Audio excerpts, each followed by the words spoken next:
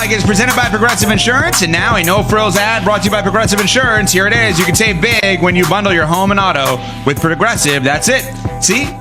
Just a good old-fashioned, straightforward ad read. If you can get it, you can save it at Progressive.com. What's wrong? What'd I do? Just a good old-fashioned ad read? That's what it says. They want us to do it this way. We love the people at Progressive. The whole bit. Oh, they're awesome. Yeah. The whole bit with the Progressive thing is that everyone tries to be overly creative, and they're just like, hey, we have the best insurance. Go to Progressive.com and get the insurance. But like, they also have some of the best ads. They do. They have really good ads. But that's the whole bit here on this. Now, Smalls was laughing at herself, as she always does, and not at herself like in a self-deprecating way. With like you hear yourself, and you're talking about the food thing there. Yeah. Tater tots. And you like find yourself very funny. Well, I was very interesting. I've never met somebody like that. Well, I am hilarious, obviously. But I was thinking when we were listening to that rejoin about Mean Girls, when Gretchen Wieners was like, my father, the inventor of toaster strudels, will not be pleased to hear about this. I was thinking of, imagine you get in trouble at school, you roll into the principal's office, you're like, my father, the inventor of tater tots, would not be pleased about this. We're going to pull the tater tots from the lunch special if I get in trouble. The power you would wield. What gives you? Yeah, I'm just sitting there thinking, what gives you the most clout if your parents actually invented it? I mean, tater tots is up there for tater tots is elite. Maybe some sort of video game or something now. Yes, maybe the actual school. Like imagine if LeBron's kids went to school. PlayStation. Yes. Oh yeah. Right. Forget it. Forget that. But imagine like LeBron's kids don't live in Ohio; they live with him in LA, obviously. Yeah. But his school that he created is in Akron. Could they, if they went to school there, you can't get in trouble. Like if you opened a school in the Bronx as we're trying to get you into the Bronx Hall of Fame. That's got to happen, brother. Right. But if it was the Chris Canty Elementary School, and God willing, one day you have a kid, and that kid goes to that school, what exactly? My name's on the building, principal. Like, I mean, your kid can do anything. The principal will set an example, though. Yeah. We're going to set an example with you. That's true. It could go the other way. It could go the other way. It could absolutely go the other way. Oh, my goodness. Speaking of second generation, Stephen Jones yesterday spoke at the owners' meetings at the Breakers in Palm Beach. And my dad owns the Cowboys. That's what he said, right? Pretty good clout in Dallas. You think he had any problems in school? Pretty good clout in Dallas. He got clout anywhere. That's true. That is an international brand. That it's is the most true. valuable sports franchise on the face of the planet. Very good point. He could go to school anywhere and have clout. He's done some weird things this offseason with the quote-unquote drought thing.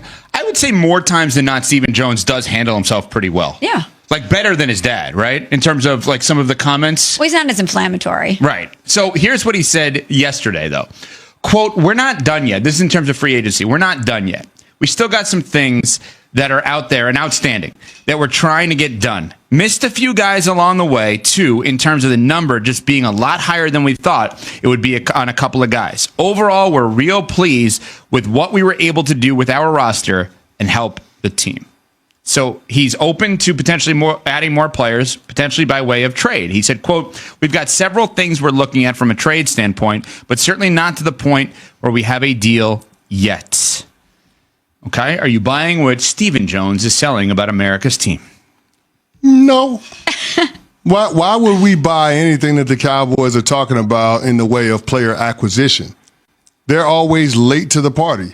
Our mantra for the Dallas Cowboys is a day late and a dollar more. So why would we think that Cowboys are going to make a material move at this point in the offseason that is going to drastically change how we view them going into the 2025 season? I just don't think it's going to happen. And then beyond that, this is not a team that has a ton of cap flexibility. Like, I know everybody's pointing to the cap space overall and say, oh, the Dallas Cowboys have cap. The Dallas Cowboys have cap.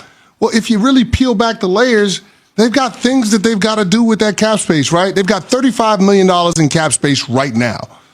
But they still got to focus on a Micah Parsons extension. If you want to make the argument the extension takes down the cap number from $24 million, okay, cool.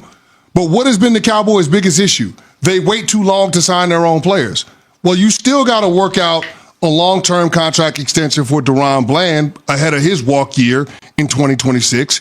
You got to take care of Pro Bowl offensive lineman Tyler Smith ahead of his walk year in 2026. You also probably need to take care of tight end Jake Ferguson ahead of his walk year in 2026. Now, They did get started in terms of being able to keep core guys around because they did sign all-pro returner Kevontae Turbin to an extension a few weeks ago, but they still got more work to do with their own. Why would I think they're going to be aggressive in trading for and paying a marquee talent that is going to dramatically impact the Cowboys' 2025 season? If they were going to do that, wouldn't they have done this earlier in free agency?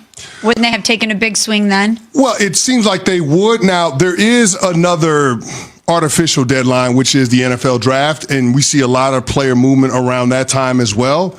But again, when it comes to the players that are potentially going to be moved, the only reason that they're going to be moved at that point or that juncture is because that player is angling for more money, and the team that they're with doesn't want to give it to them. So if they are looking for a contract extension when they get traded to the Dallas Cowboys, how does Dallas, Stephen Jones, and Jerry Jones fit that in to what else they have to do from a financial standpoint this offseason? I just don't know I don't know if that's feasible. Yeah, I don't either. I don't anticipate that we're going to see a move made by the Dallas Cowboys between now and the start of the season, bringing someone in from an external standpoint that's going to create some sort of seismic shift in the way that we view the construction of the Cowboys and their ability to compete for a championship.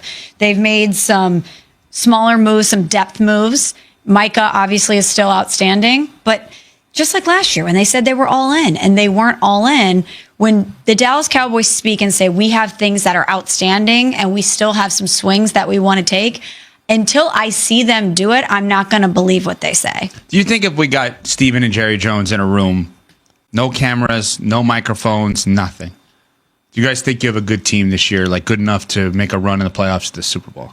Would they ever say yes to that? Truth serum? Yeah. Do they look at this and say, yeah, we got a Super Bowl caliber team? Could they ever actually do that with this group? No. I think they have a great quarterback, but I don't think they have a great team around him, and I don't know if he's great enough to take them to a Super Bowl right now. I'm just sitting here trying to think of what moves the Dallas Cowboys could make that would make me look at them differently. I know the San Francisco 49ers has been trying to trade Brandon Ayuk this offseason. Shefty reported the big number comes tomorrow where they have to pay him a big bonus. Is that a post-June 1 move to make it more palatable for San Francisco in trading him? I think if they traded him post-June 1, they would actually save a few million on the cap this year. But, I mean, again, does that change how we view the Dallas Cowboys? Does that change what we think they are? Does that make them any better than the third-place team in the NFC East? Because I don't think it does. I don't think they can do anything to get our beliefs closer to Super Bowl. I do think they can get us to think something closer to long-term rebuild in a positive way.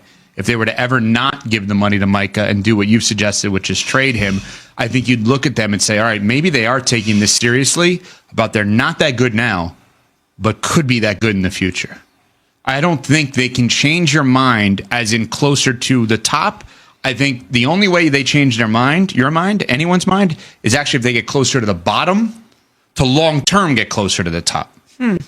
I don't think they're going to do that either, though. I think they're probably going to give Micah So you're Parsons saying when money. it comes to the trade stuff, Out, not in. they would be sellers, not buyers. In order to change your mind? Yeah. Who are they buying that could change your mind? Okay, but let me ask you a question. Even if they go out there and they do make some acquisition that we all applaud, aren't we still going to talk about the Dallas Cowboys historically over the past however many decades acquiring really good talent, but the culture within the building being the issue? We have questions about Brian Schottenheimer. Is Jerry Jones going to change the way that he operates the team? Probably not. No, you know he's not because that's why they hired Brian Schottenheimer. But my point is, they could go out there and make a big move that surprises us. But in actuality, are we really going to change the way that we view the Dallas Cowboys and their chances of actually competing for a Super Bowl? Unsportsmanlike is brought to you by Grainger. For the ones who get it done, Grainger offers access to over 1 million products and the scale to deliver when and where you need them. The right tools and supplies are never far away. Call clickgrainger.com or just stop by today. Coming up, is the SEC no longer a football conference? We'll get to that next. We're on Sportsmanlike.